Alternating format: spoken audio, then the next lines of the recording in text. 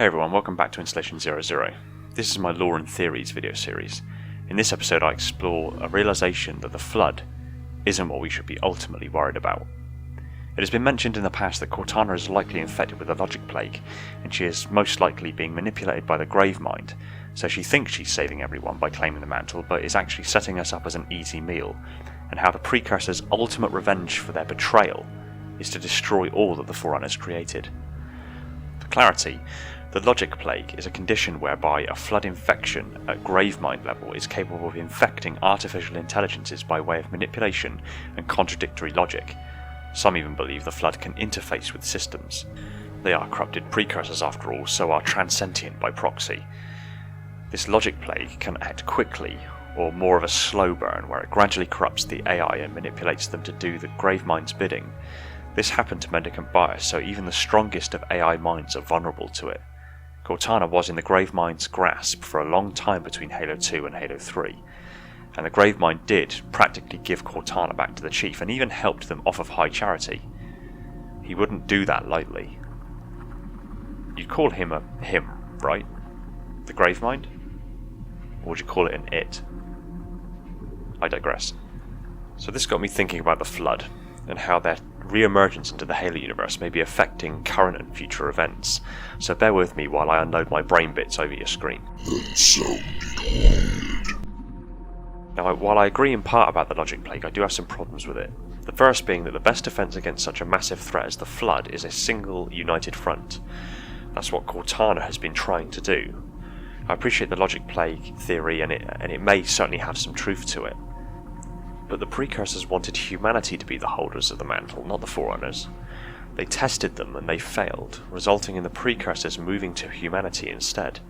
But before they could test us, the Forerunners lashed out in anger. Although the Forerunner claimed they hunted, imprisoned and/or destroyed every last Precursor, how can they be sure? The Precursors were transcendent. Death to the Precursors would be no more of an obstacle than cobwebs. Some say the test is the coming of the Flood, and that in order to pass the test, a species must rid the galaxy of the infection with minimal loss of life. But then it dawned on me, it isn't. It just isn't. The test is not the Flood. If it was the case, the Forerunners would have known about the Flood before they ultimately did, after the Human Forerunner War.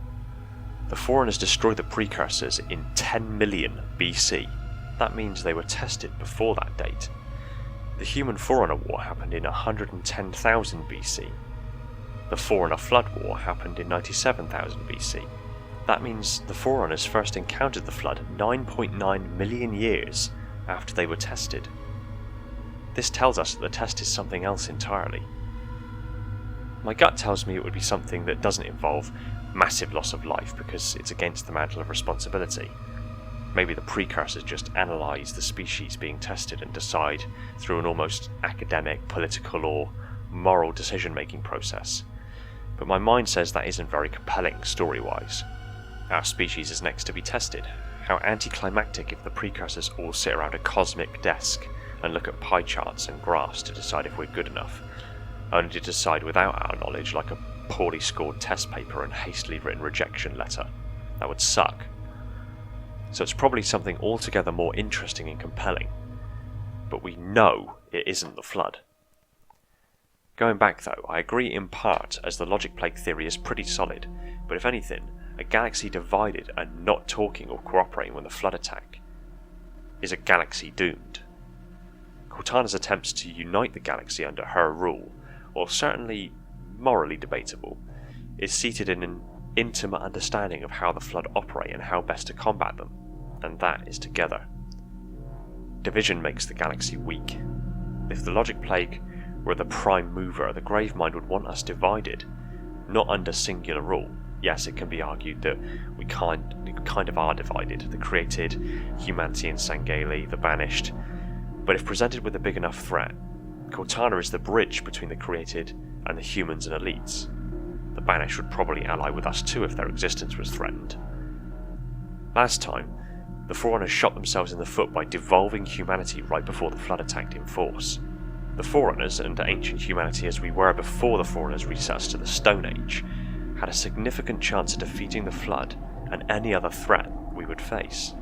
This time round, you have Cortana effectively leading the created both human and foreigner AI constructs and the allied races who swore allegiance, humanity as the galaxy superpower, the Sangalia as our close ally, and the Banished. It is also entirely likely that the Isodidact and some of the other Forerunners are still alive somewhere. If we all stood together, they'd have a seriously good chance of stopping the Flood permanently, and any test the Precursors could throw at us. We'd all be prepped to face that too. And understand a species that is transcendent are no more bothered by death as we are bothered by losing a strand of hair.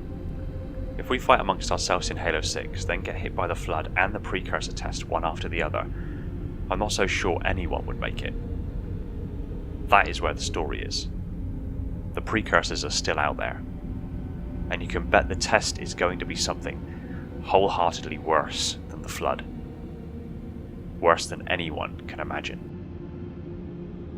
Are we ready?